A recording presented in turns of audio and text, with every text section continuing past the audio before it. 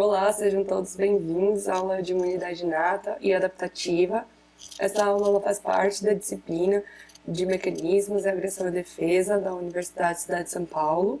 Ela é ministrada por mim, Catarina Simeone, pela professora Mariana Bergamini e pelo professor Marcos Antônio Lima dos Santos. Para quem não me conhece, eu sou professora do curso de odontologia da Unicid. Eu sou formada em odontologia. Eu tenho especialização em radiologia e imaginologia pela FUUSP. Também sou doutoranda em patologia oral e maxilofacial e pacientes especiais também pela FUUSP. E antes da gente começar a falar de imunidade inata e adaptativa, a gente tem que voltar um pouquinho e falar do sistema imune como um todo. Então, o que é o sistema imune? O sistema imune nada mais é do que o sistema de defesa do nosso corpo. Quem está acompanhando a disciplina agora vai entender que os vírus, bactérias e fungos, eles são alguns antígenos, ou seja, agressores que adentram o nosso organismo. E o sistema imune vai ser o sistema que vai defender o nosso corpo. Então, não só esses antígenos, como também, por exemplo, alérgicos e células cancerígenas vão ser alguns agressores que vão ser defendidos pelo nosso sistema de defesa. E como é que eles vão ser defendidos? Bom, através de células extremamente especializadas que ficam em alguns órgãos, denominados primários ou secundários. Esses órgãos, eles são denominados órgãos linfóides. Os órgãos linfóides primários são a medula e o timo. Então, a medula óssea e o timo. O que são esses órgãos linfóides primários? São órgãos que eles são especializados em produzir componentes celulares, que são as células que defendem o nosso organismo. Notem que aqui nessa figura a gente tem a representação de um fêmur e a medula óssea interna, tá? Interna desse fêmur. E aqui em cima a gente tem a localização do timo. A gente não pode esquecer que quando a gente tem um recém-nascido, esse timo é uma grande estrutura. À medida em que o ser humano ele se desenvolve, o timo ele sofre uma atrofia. A gente vai ver que o timo ele tem uma grande função de produzir uma célula do componente imune específico. Já os órgãos linfóides secundários, eles têm a função de reconhecer antígenos específicos. Antígenos que são as células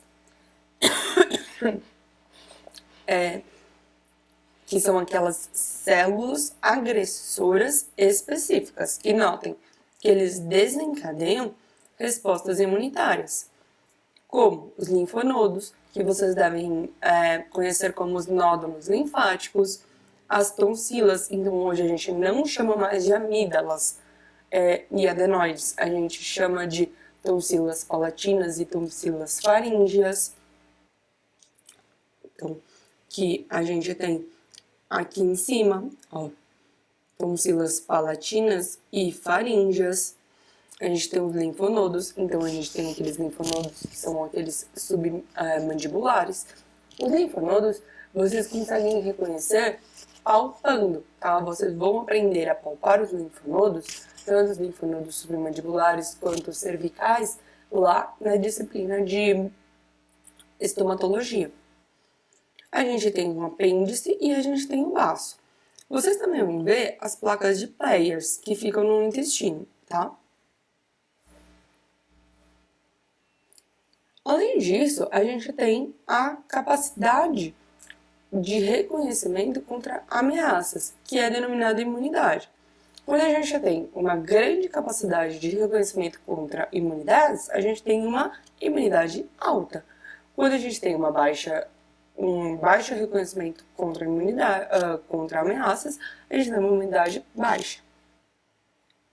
Note que as células que são capazes de fazer o reconhecimento de antígenos, ou seja, de ameaça, de invasores, são denominadas leucócitos.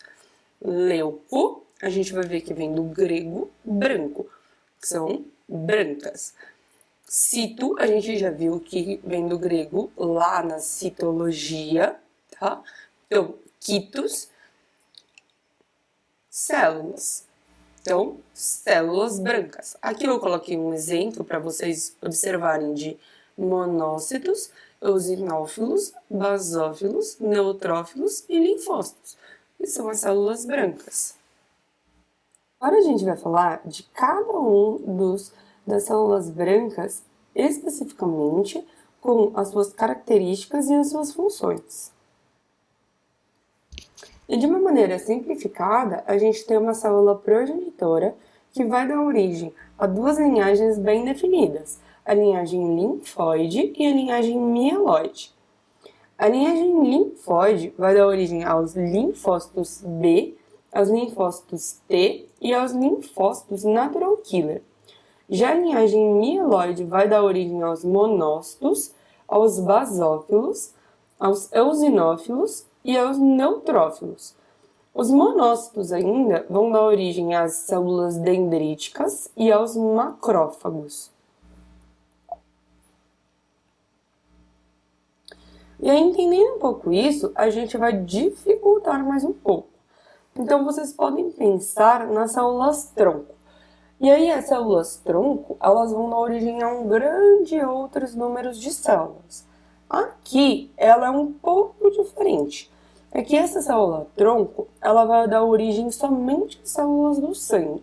Mais especificamente, a duas linhagens específicas, tá? Então, a gente chama ela de célula progenitora sanguínea.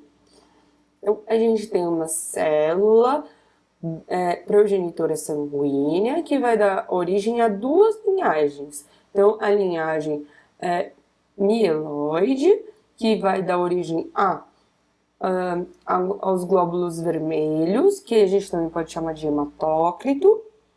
A gente vai dar origem às plaquetas, que também podem ser chamadas de trombócito. E a gente vai dar origem aos granulócitos. Aí eu já estou introduzindo outro nome para vocês. Granulócitos, porque eles possuem grânulos em seu interior. Então, são os eosinófilos, neutrófilos e basófilos. Por que o monócito ele não está aqui? Porque o monócito ele não possui grânulos em seu interior. Tá? Pelo outro lado, a gente tem a linhagem linfóide. A linhagem linfóide ele vai dar origem a um linfoblasto. E o linfoblasto ele vai dar origem a todos os linfócitos, seja ele linfócito B, linfócito T ou linfócito natural killer.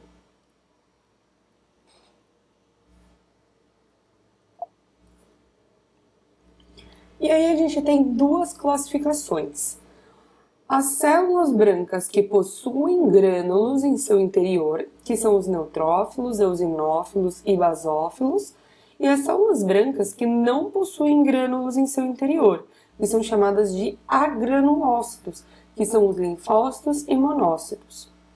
Ainda a gente tem outra classificação, que é as células brancas que estão circulantes na corrente sanguínea, ou as células brancas que não estão circulantes na corrente sanguínea, ou seja, são aquelas células brancas que ficam especificamente em algum tecido.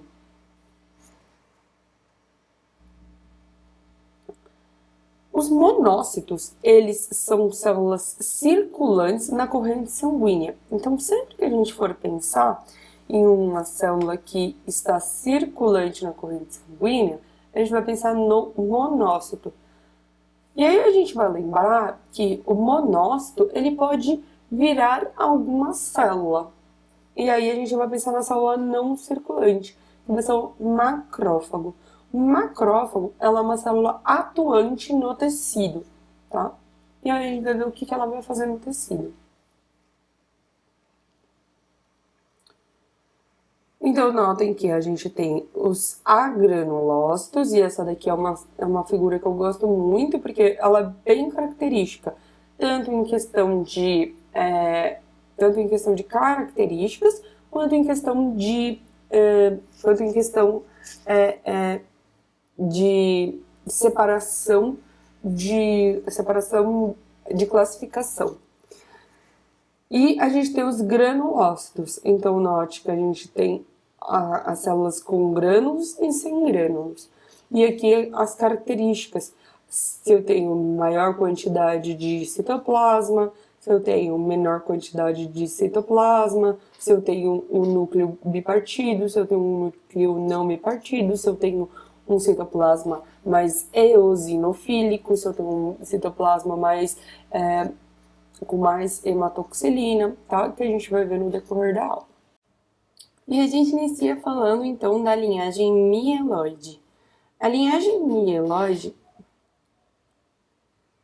E a gente inicia, então, falando da linhagem mieloide. Mas antes da gente iniciar falando da linhagem mieloide, a gente tem que entender como caracterizar essas células. Então, imagina que a gente vai pegar a coleta de sangue e a gente vai realizar uma lâmina. E aí a gente pegou o sangue, colocou em cima da lâmina e a gente viu? Não, a gente vai ter que pintar essa lâmina, tá? Então a gente vai ter que colocar uma coloração em cima dessa lâmina. Para que a gente consiga ver essa lâmina, a coloração mais utilizada vai ser a de hematoxilina eosina. A hematoxilina, ela é um corante básico. E aí a gente tem que lembrar que os opostos se atraem, as metades da laranja. Então, a hematoxilina, ela é um corante básico e vai ter afinidade por estruturas ácidas da célula. E qual é a estrutura ácida da célula? Aonde que fica a minha estrutura ácida da célula, gente? Qual é a estrutura que é composta por ácidos? É o ácido desribonucleico. É o núcleo. Então, a gente lembra da carioteca, que envolve o núcleo, tá? Então, dentro do núcleo ficam meus ácidos. Então, o corante básico vai pintar de azul arroxeado o meu núcleo. Já o meu corante ácido vai ter afinidade por estruturas básicas. Então, ela vai pintar de rosa avermelhado quem? As minhas estruturas básicas, como o citoplasma e fibras colágenas. E aí note que quanto mais estruturas básicas eu tiver no meu citoplasma, mais vermelho, mais rosa vai ficar aquele citoplasma. E isso vai ser muito importante porque a gente vai ter uma célula que vai ser mais rosa. E aí note, primeiro introduzindo, eu tenho os meus neutrófilos. Os meus neutrófilos, eles são chamados de polimorfonucleares. E eu sempre passo para os meus alunos que ele é a minha célula do sorrisinho. Ele tem 3 lóbulos, eles são chamados de trilobulados. E aí notem, eu tenho um lóbulo, outro lóbulo e aqui outro lóbulo. A gente consegue ver nessa outra imagem também, ó, um lóbulo, outro lóbulo aqui embaixo. Um lóbulo, outro lóbulo aqui embaixo. Então, vários neutrófilos, tá? Outro neutrófilo. Quando a gente pensa no neutrófilo, a gente está pensando numa célula de defesa rápida. Ela é a primeira linha de defesa do nosso organismo, que está muito presente nas infecções ou inflamações agudas. Então, quando a gente pensa em fungos e bactérias, é essa minha célula de defesa. Então, eu entrei em contato com uma bactéria, a gente vai pensar numa corrida de cavalo e ela vai ser a primeira célula que vai chegar naquela minha linha de defesa, tá? A gente tem ela como sendo a minha primeira célula do sistema imuninato. Ela vai ficar ativa por um tempo e depois ela vai ser fagocitada pelos meus macrófagos. Eu pensei numa inflamação aguda, eu tenho uma infecção de dente com rápida expansão e inflamação, geração de pus. Pus, é ela a responsável por geração de pus, tá? Então, pensei em pus, eu penso em neutrófilo. Quando eu penso em eosinófilo, e aí aqui tá faltando um gol, eosinófilo, eu penso em células vermelhas, eu penso num brigadeirão de morango, e aí eu penso numa célula onde eu tenho vários grânulos, e olha como é que são esses grânulos, muito vermelhos, tá? Eles são muito avermelhados. Aqui nessa imagem eu até consigo observar um pouco desses grânulos avermelhados. Notem que o núcleo ele tem afinidade pela hematoxilina e esses meus grânulos disponíveis no citoplasma, ele tem afinidade pela eosina. Eles são bilobulados, às vezes eu não consigo observar muito bem esses lóbulos, mas notem, eles são bilobulados, também denominados polimorfonucleados. Notem, um lóbulo, dois lóbulos.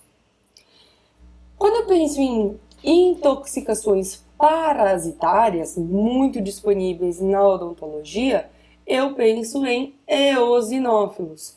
Eosinófilos porque eles são pigmentados por eosina. Defesa parasitária, e aí eu penso assim, se eu tenho a primeira linha de defesa pelos macrófagos, pelos neutrófilos, eu não tenho a necessidade de grande disponibilidade deles no sangue, tá? Até porque eu não tenho todo dia uma infecção parasitária. Então, eu tenho menos disponibilidade deles no sangue, tá? Então, na verdade, eu tenho uma presença de eosinófilos de 2 a 3% deles no sangue. E a vida deles é razoavelmente curta. Se o eosinófilo era meu brigadeiro de morango, agora eu tenho meu brigadeirão de chocolate. Note que eu tenho os basófilos. E sabe aquela pessoa que ela é extremamente alérgica? Ela tem muita quantidade de basófilos disponíveis no sangue. Basófilos, eu tenho quase nada de visualização de núcleo, mas eu tenho muita visualização de grânulos muito pigmentados por hematoxilina. Notem, os meus grânulos, eles são muito pigmentados por hematoxilina. Então, são grânulos que são extremamente ácidos. O núcleo, ele é bilobulado, então eles também são denominados polimorfonucleados. Então, o núcleo, ele é bipartido ou bilobulado. A função é imunomoduladora, então eles têm a função de imunidade. Se eu tenho alguma deficiência autoimune, eles também podem estar disponíveis. E histamínica, então eles são extremamente relacionados com alergias. Aqui a gente pode ver uma grande quantidade de basófilos. E essa daqui é uma célula que a gente vai ver logo a seguir. Nossa, que legal! O que será que essa pessoa está passando? Qual é a célula que deve estar em uma grande quantidade, em relação às demais células disponíveis no organismo dela? Provavelmente ela está passando por um processo alérgico. Provavelmente temos basófilos disponíveis em uma grande quantidade no organismo dela. Note, look the pus. Temos uma grande quantidade de neutrófilos agindo localizado nesta região.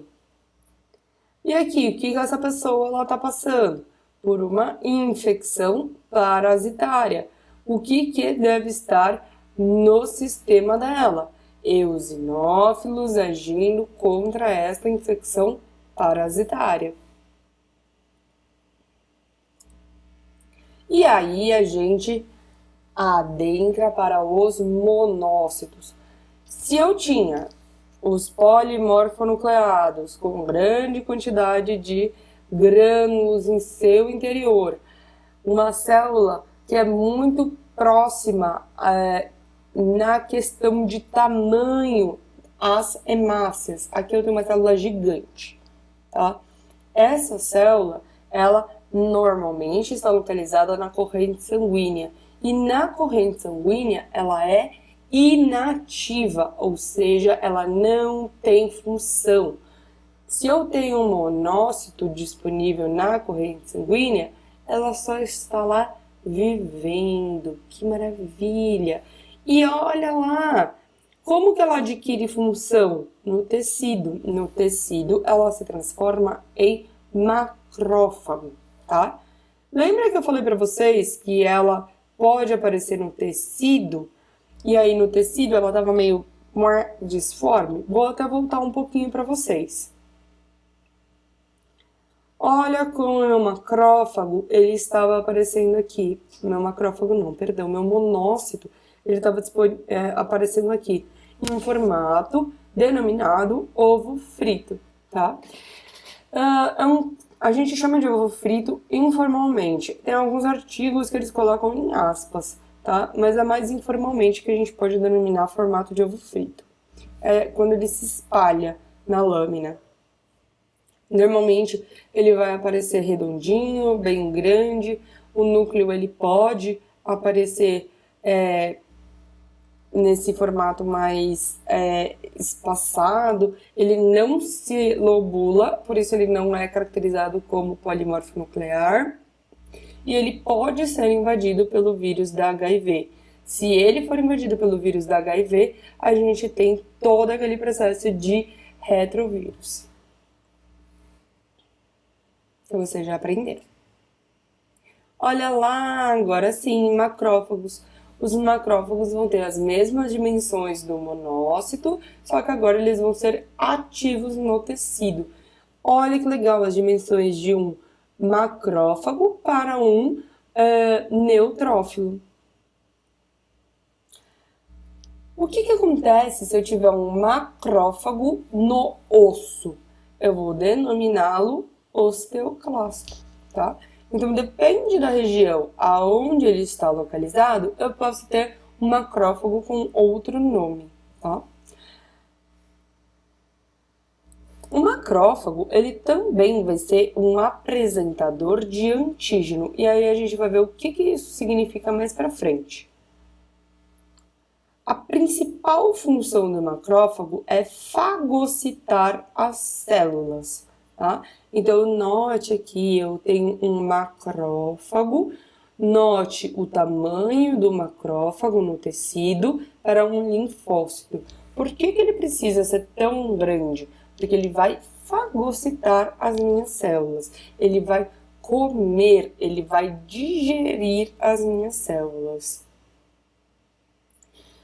Se eu tenho um neutrófilo atacando primariamente as minhas células, quando eu tenho um macrófago, eu tenho um ataque mais tardio do que os neutrófilos. Então, os neutrófilos vão lá, fazem o primeiro reconhecimento e o macrófago vai secundariamente para fazer a limpeza daquela área, para fazer o reparo daquela área.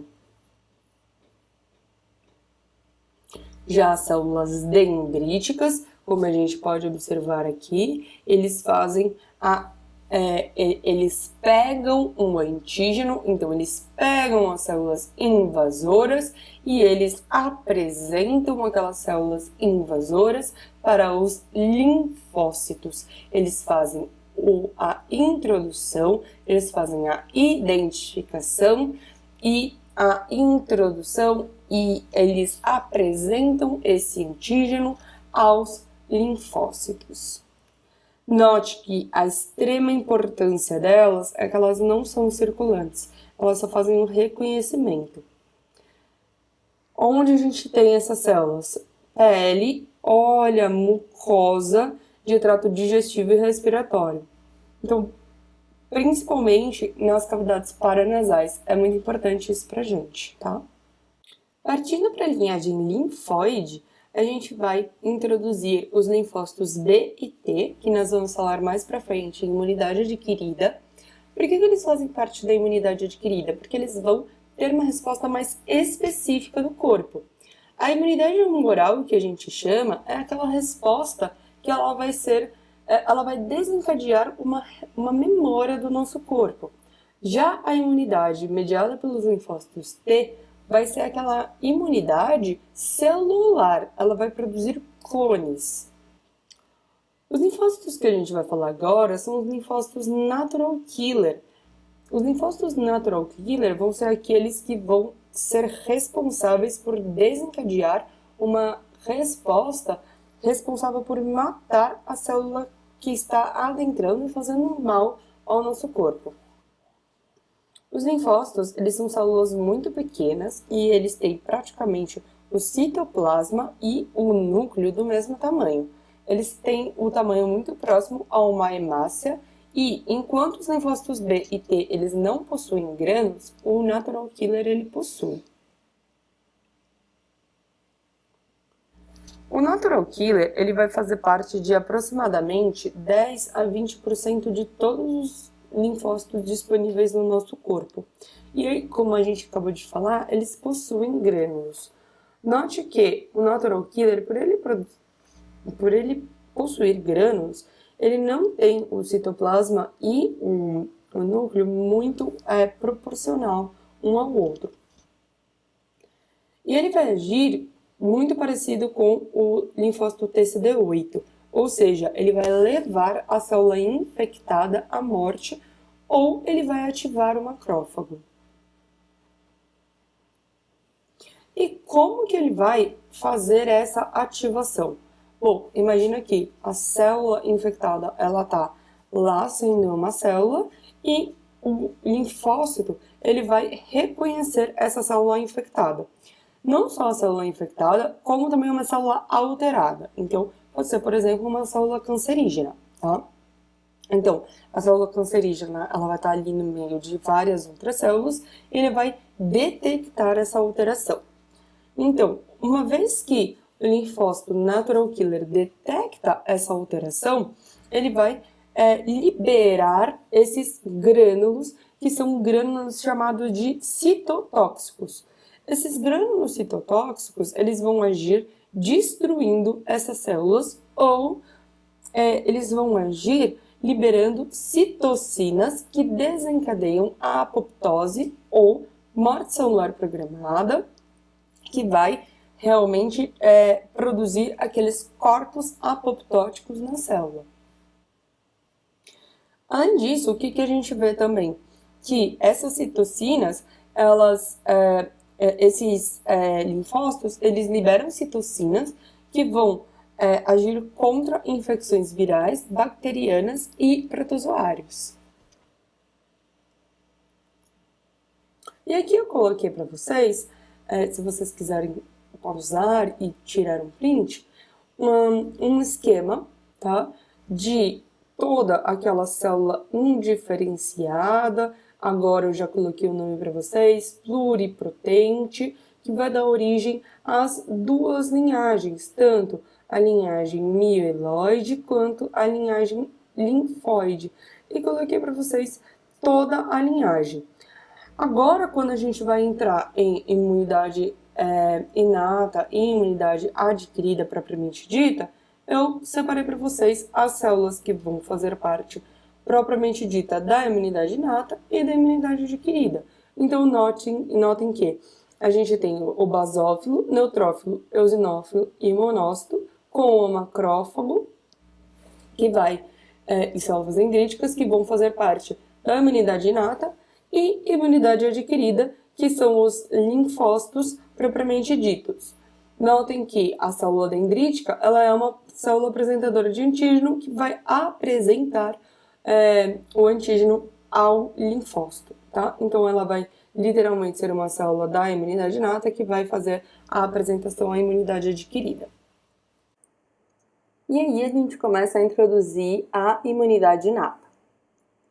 Imaginem então que vocês têm um Baby Shark e vocês levam o Baby Shark de vocês andar de skate no Parque do Ibirapuera. O Baby Shark de vocês vai pra lá, volta, não sei o que, e aí ele cai e faz um machucado.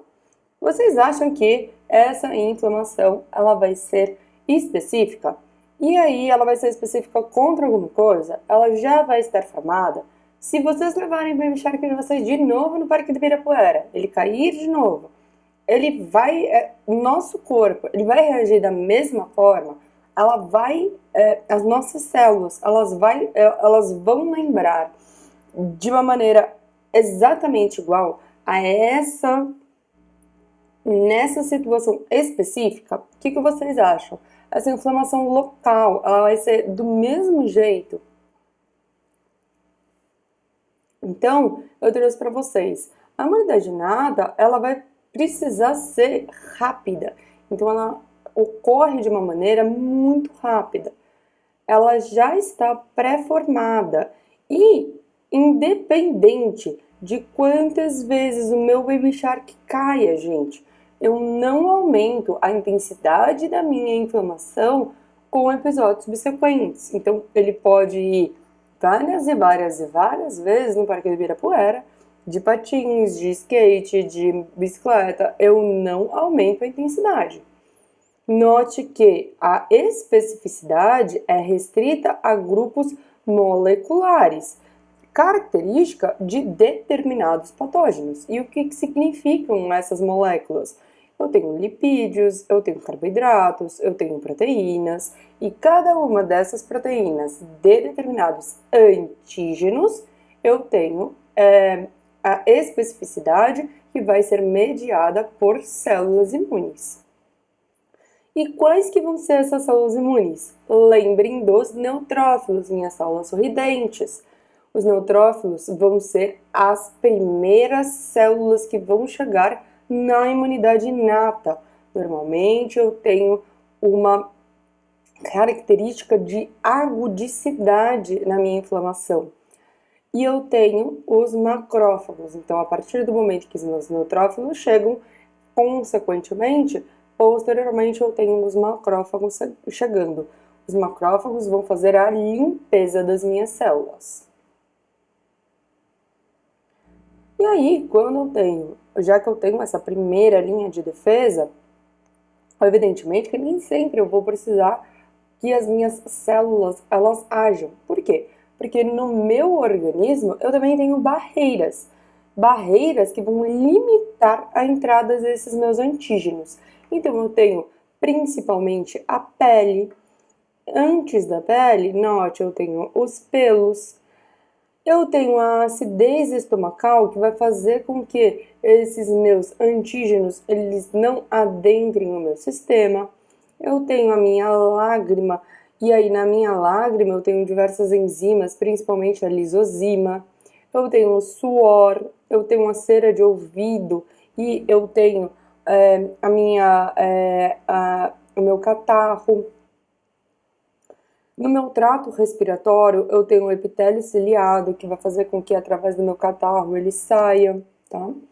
Eu tenho o muco vaginal e na minha cavidade oral eu tenho a saliva, que também vai ter diversas enzimas e imunoglobulinas. Se ainda assim eu conseguir entrar, eu tenho a minha imunidade inata agindo. Então, os antígenos, se eles conseguirem adentrar, eu tenho a imunidade inata que já está pronta. Ela vai ser uma primeira barreira física à infecção. Então, se ele adentrar essas barreiras, eu tenho para cada patógeno um tipo de receptor celular específico, apesar da especificidade que a gente vai ver não ser tão grande quanto a imunidade adquirida. Ainda assim, a gente viu que quando eu tenho o antígeno adentrando, eu tenho uma especificidade molecular diferente para cada um desses antígenos, para cada um desses patógenos. E ela vai ser específica através dos receptores de membrana. que eles são denominados receptores tipo TOL, tá? Eles vão se associar principalmente com as características de carboidratos, proteínas, lipídios. Então, cada um deles, eles vão ser associados, e aí notem, através de padrões moleculares que vão estar disponíveis em células específicas. Então, esses receptores vão ser receptores tipo TOL, que vão reconhecer esses padrões moleculares associados a membranas. Então, exemplo tipo lipopolissacarídeos, que lembram os das moléculas daquelas bactérias gram-positivas. Então, aí para finalizar a imunidade inata, o que acontece? Inicia-se o processo de fagocitose. A gente não pode esquecer que a primeira célula que chega é um neutrófilo. O neutrófilo vai iniciar o processo de ataque ao nosso patógeno e o macrófago ele vai iniciar o processo de digestão celular. Note que, através dos pseudópodes, a gente tem o processo do englobamento do fagócito e ele vai iniciar a fagocitose. Com os restos desse fagócito, esses restos celulares, eles podem ser, não que sempre serão, tá, gente? Apresentados à imunidade adaptativa. E aí, sim, eles podem ter um reconhecimento e melhorar o reconhecimento desses patógenos num segundo contato. Aí eu trouxe um vídeo para vocês, que é um vídeo muito legal, de um macrófago perseguindo uma bactéria. Então, notem uma bactéria, e aí notem um macrófago indo atrás dela.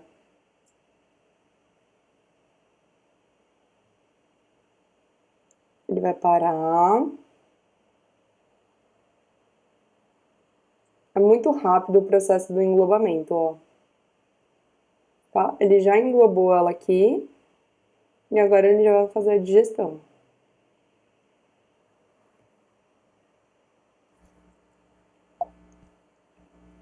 Então, concluindo, a imunidade inata, ela é a primeira linha de defesa do nosso organismo, mediada principalmente por células que são os macrófagos e os neutrófilos. Posteriormente, ela também pode ter as células, os linfócitos natural killer e as células dendríticas. Lembrem-se que como que elas vão agir? Os invasores eles vão chegar e nós vamos ter receptores de membrana, identificadores de membrana, que vão ser os Toll-like. Os Toll-like eles vão agir através de fatores proteicos, como citocinas, quimiocinas, que vão identificar quem são aquelas células. Então, nossa, essa daqui é um lipídio. Então, esse lipídio ele vai se ligar com esta célula e agora eu sei que isso daqui é uma bactéria. E aí sim, eu tenho uma indução de um processo inflamatório que vai literalmente tentar conter aquele invasor no local que ele invadiu.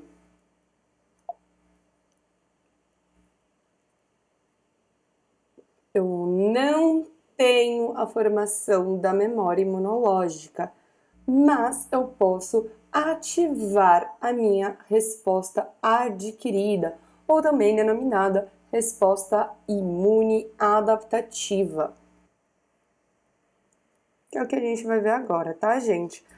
Agora a gente vai adentrar na imunidade adaptativa, que é também denominada imunidade adquirida, porque é aquela que depende dos contatos humanos ao longo da vida, que é aquela que vai formar memória, e é aquela que eu adoro, que a gente fala que jamais te esquecerei.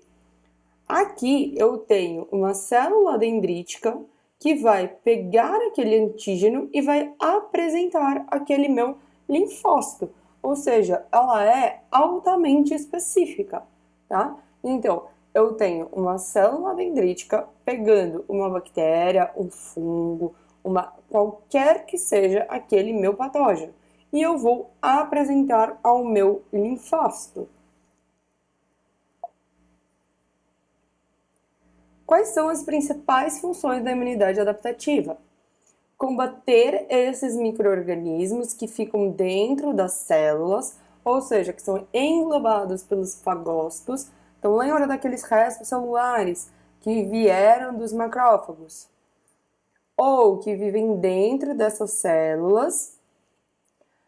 Ela também tem a função de mediar defesa contra alguns micro-organismos que vivem fora dessas células e ajudar os linfócitos B a produzir anticorpos. O que são patógenos? Sempre patógenos são micro-organismos capazes de produzir doenças como bactérias, fungos, protozoários, vírus, tudo aquilo que, a partir do momento em que eu tenho adentrando o meu organismo, ele é capaz de interagir comigo e causar alguma patologia.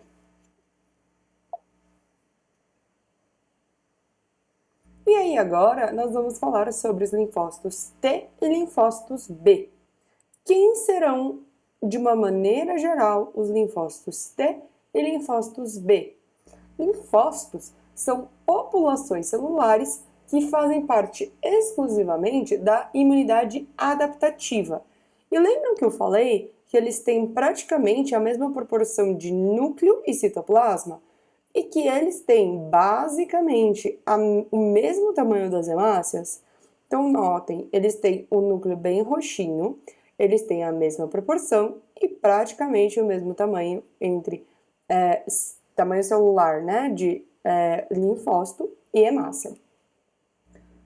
Como todas as outras células, eles são produzidos na medula óssea e migram para órgãos linfóides. Eles não possuem grânulos, então, diferentemente, os linfócitos B e linfócitos T, eles não possuem grânulos. Os linfócitos natural killer, eles têm grânulos em seu interior.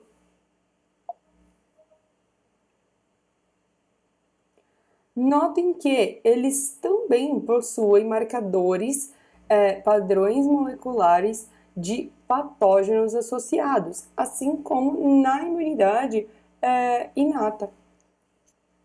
Só que agora, como é que são esses marcadores? Eles são específicos para um antígeno. Então, como que são esses marcadores? Eles são denominados anticorpos. Eles desencadeiam a imunidade adaptativa, tá? Principalmente os marcadores da imunidade humoral. Existem dois tipos de imunidade adaptativa. A gente já comentou sobre eles no decorrer da aula. A imunidade humoral, que é aquela que vai produzir memória e ela é desencadeada pelos linfócitos B de bola, e a imunidade celular, que é aquela que vai produzir clones, que ela é mediada pelos linfócitos T.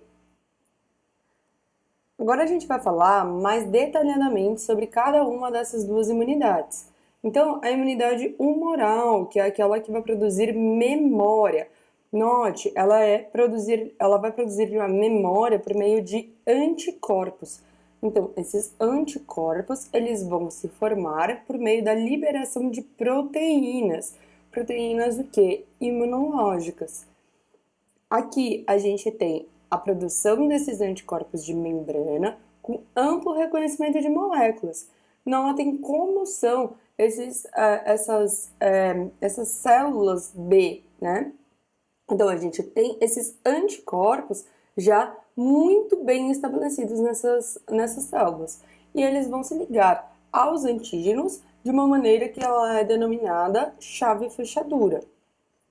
Eles se desenvolvem na medula óssea e isso é um segredo muito claro para a gente diferenciar os linfócitos B dos linfócitos T. E eles atuam no reconhecimento de antígeno pelo receptor BCR.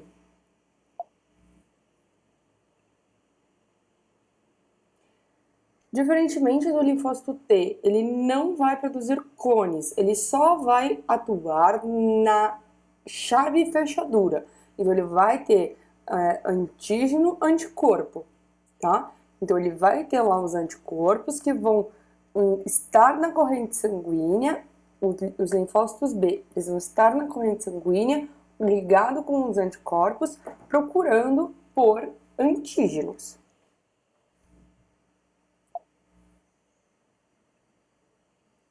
Já os linfócitos T, eles vão atuar na imunidade celular.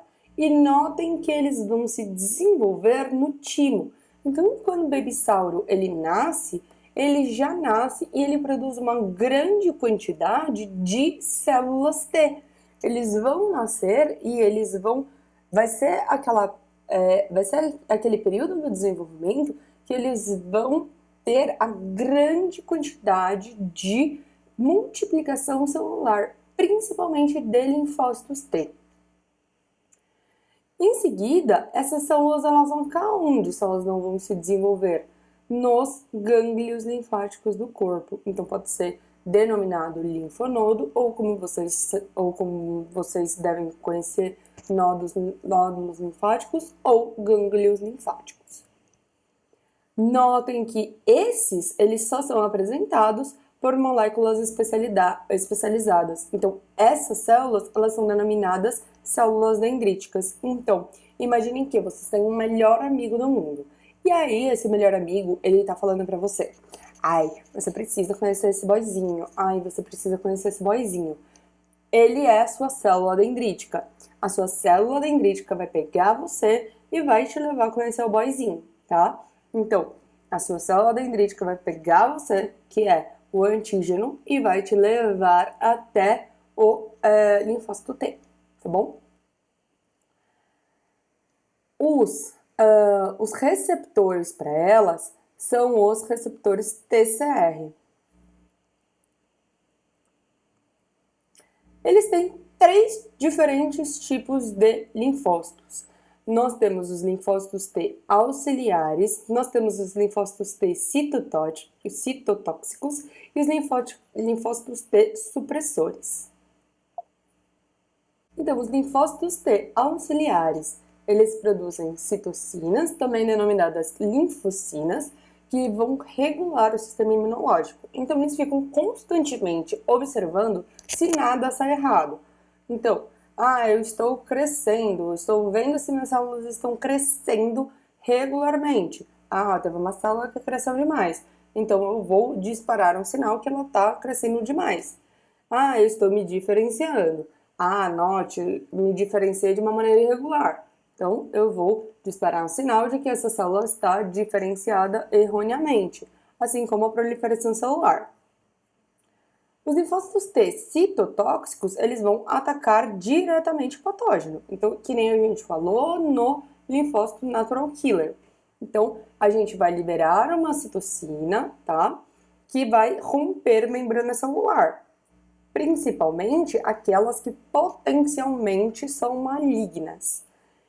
E os linfócitos T supressores, eles vão moderar a resposta imune, principalmente naqueles casos de artrite, artrose e outros tipos de respostas autoimunes.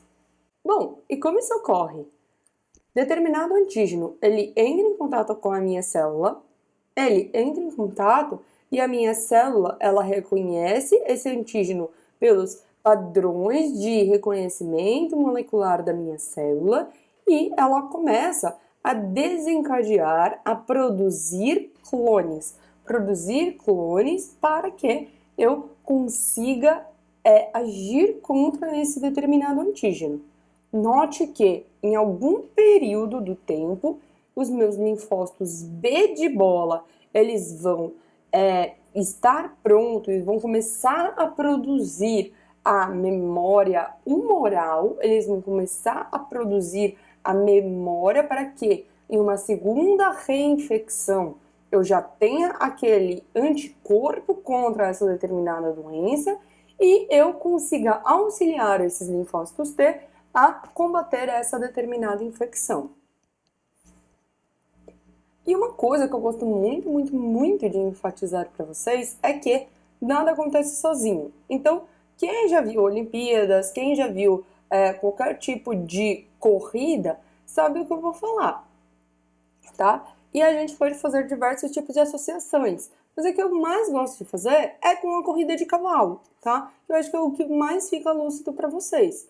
O importante que a gente destaque é que sempre a resposta mediada pelos leucócitos, que são basicamente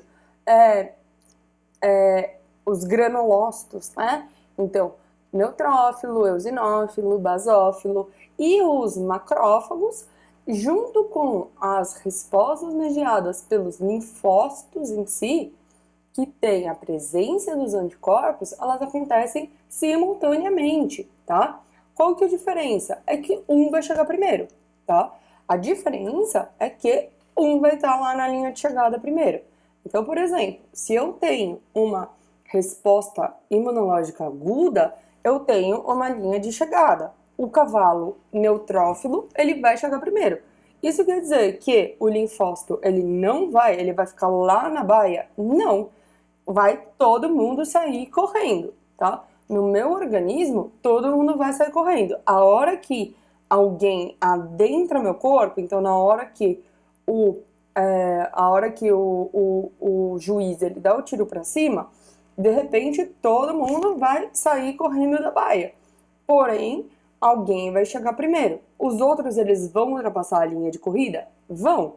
Porém, um vai chegar primeiro, tá? Todo mundo tá lá com o mesmo objetivo, ultrapassar a linha, tá? Porém, um vai ter que chegar primeiro para começar a fazer a interação, para começar a responder o processo imune, tá bom? Agora a gente vai falar sobre o fluxo da resposta adaptativa.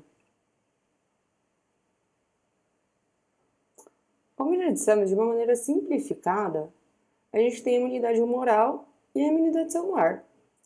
Então imagina que a gente está entrando em contato pela primeira vez com um antígeno. A gente vai ativar a imunidade celular.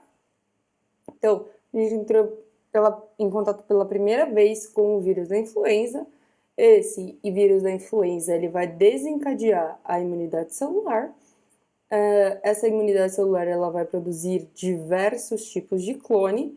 Em uma determinada parte, a gente vai ter a fagocitose desse vírus da influenza, um pedaço, uma partícula desse vírus da influenza, ele vai servir para produzir uma partícula de antígeno, aonde a gente vai ter uma imunidade humoral, e se a gente entrar novamente em contato com esse vírus da influenza, nós já temos a imunidade humoral. Imagine que a gente tomou a vacina da influenza, ou que a gente já tenha entrado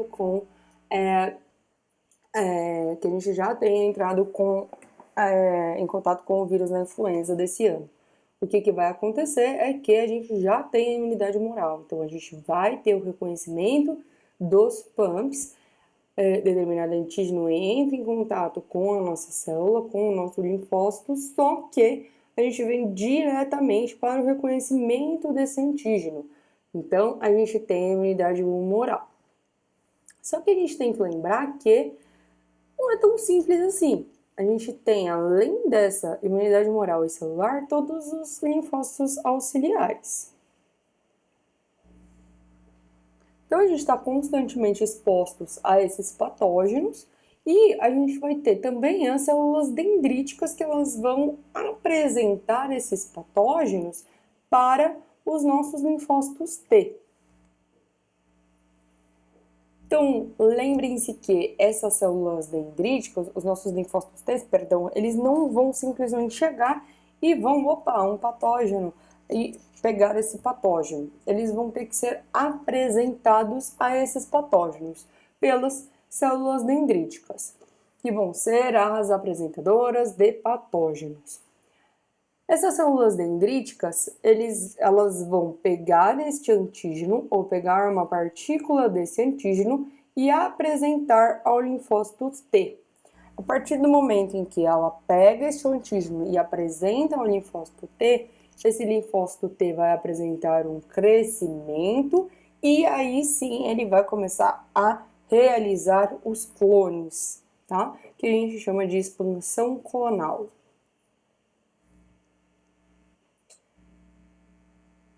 Nesse mesmo momento, a gente tem a produção de muitos linfócitos, que é a expansão clonal, nos linfonodos regionais, ou nesses linfonodos próximos à região onde está o processo infeccioso. E aí o que acontece? Ele aumenta de tamanho.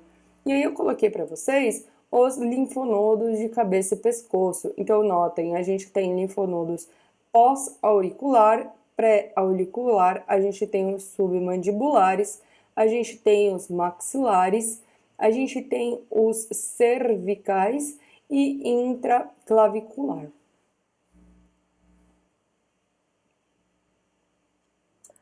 E aí eu vou falar um pouquinho de cada um dos linfócitos T específicos. Os linfócitos T auxiliares, eles também são chamados de CD4+, então vocês também vão poder encontrar com essa terminologia. Eles têm duas principais funções: o reconhecimento de antígeno que sofreram fagocitose. Então vocês lembram lá dos antígenos que sofreram o processo de partição. Então, que a gente tem a fagocitose pelos macrófagos, aí eles viram pequenos pedacinhos. A célula dendrítica, ela vai pegar esse pequeno pedacinho e vai apresentar ao linfócito TCD4, tá? Ele também vai ter como potencializar os macrófagos e neutrófilos para fagocitar esses micro-organismos que estão fora das células. Já os linfócitos T citotóxicos, eles também são chamados de CD8+. Quando eles são ativados, eles reconhecem duas proteínas, que são a granzimas e perforina, e eles vão conseguir eliminá-las do organismo. São duas proteínas plasmáticas, tá? Elas são proteínas que induzem a apoptose.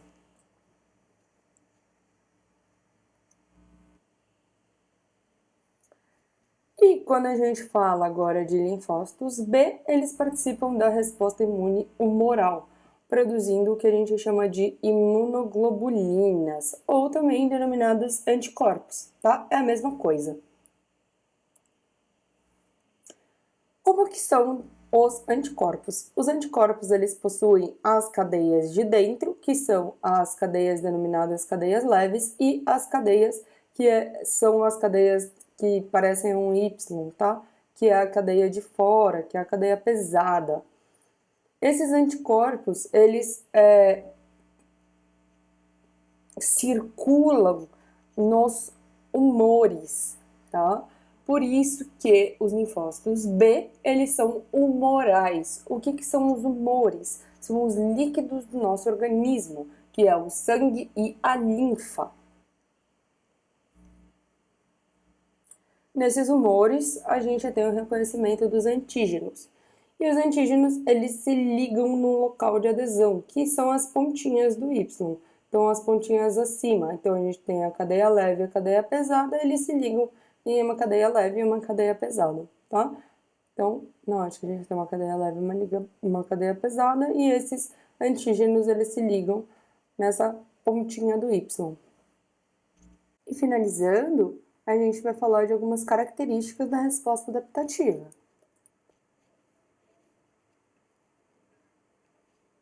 Diferentemente da resposta inata, ela é altamente específica, conseguindo, por exemplo, reconhecer pequenas diferenças de membrana, o que faz, por exemplo, da gente ter que tomar as diversas vacinas contra a influenza. Então, anualmente, tem que tomar as diversas vacinas contra a influenza. Ela também tem uma diversidade de reconhecimento, então o indivíduo ele pode reconhecer milhares de determinantes antigênicos. principal diferença entre a imunidade inata e adaptativa é a memória, que vai ser dada pelos linfócitos B, e ela vai ser estimulada logo no primeiro contato. Note que a gente vai ter uma especialização de resposta, seja ela humoral ou celular, e aqui a gente tem uma criança onde principalmente a resposta vai ser dada pelos linfócitos T, que vão ser produzidas no timo. Ele tem uma especialização de resposta, então, mais uma vez, ele é altamente específico e altamente especializado. Ele tem uma autolimitação, que faz com que ele não agrida a si próprio, que ele não agrida as suas próprias células.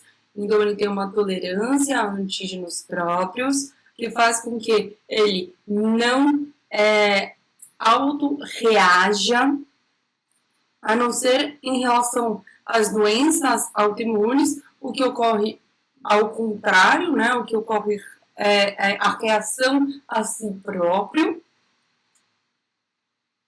E assim que acaba o estímulo, baixas doses de anticorpos continuam sendo produzidas. Então, quando cessa o estímulo, o indivíduo continua produzindo baixas concentrações de um anticorpo que a gente chama de IgG, tá? Que é a memória. Então, que faz com que, quando ele interage uma segunda vez com aquele mesmo antígeno, ele ainda seja capaz de produzir aquele anticorpo. Eu agradeço a participação de todos até aqui.